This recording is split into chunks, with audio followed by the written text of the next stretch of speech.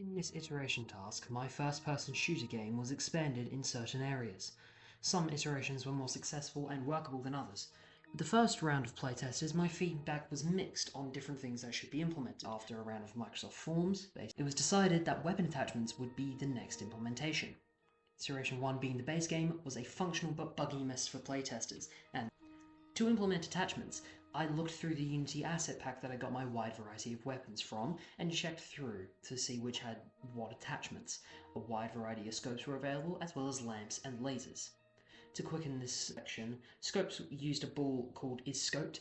If this is true, then the ADS function, the camera would be changed to one that was attached to the weapon scope and would be sitting a little bit further back, and that allowed greater accuracy with shots.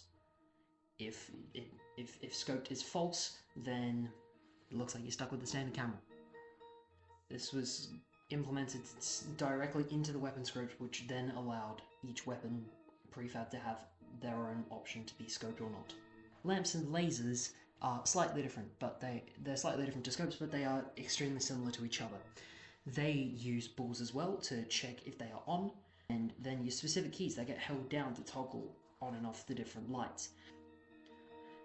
Those keys for light and laser being V and B respectively. Some weapons do not have lights or lasers and they can cause errors in the console, but those weapons are still somewhat usable, but reloads are completely out of the picture. The feedback on weapon attachments was fine and fair. The options were basic and functional, and they did work. With this iteration, shooting was far more simple in a way of trying to find your target and shoot it accurately. In another round of Microsoft Forms, it was decided that more new animations for the enemy, specifically death and damage, were to be implemented next. This would add another level of interaction to the enemy and make them feel more alive without implementing difficult algorithms. It was implemented using my bullet prefab, which, when colliding with a game object on the enemy layer, would talk to the enemy script void that is known as take damage. This void would check if the enemy is already dead, if it is not, and would take away the amount of health that is remaining in the enemy.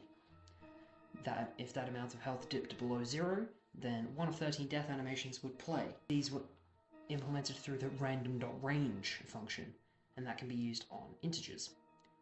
This picks a random whole number between 0 and 13.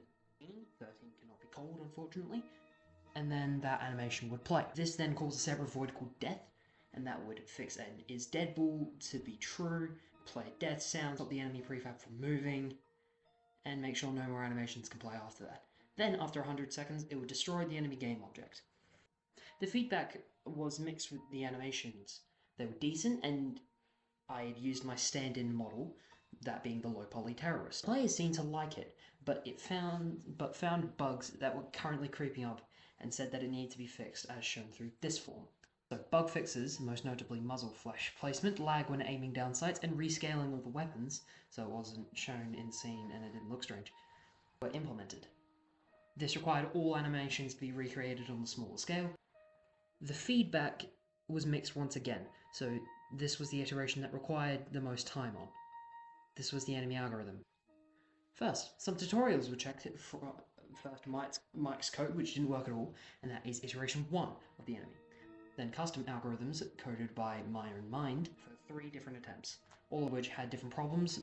Then there were very many variations of this was attempted. Solid code from it to not use a nav mesh agent, then to nav mesh agents again, then trying to use a different system within nav mesh agents by hard coding their placement. None of which worked and took ages. Then I contacted a separate coder who had created well-established first-person shooter titles, and asked how his AI worked and how the enemies knew where to go. This netted no results, other than the implementation of audio and particle systems for the enemy and their weapon.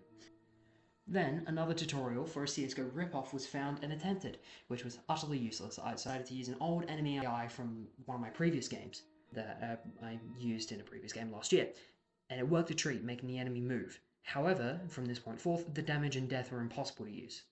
It's trade-offs. It was worth it for now.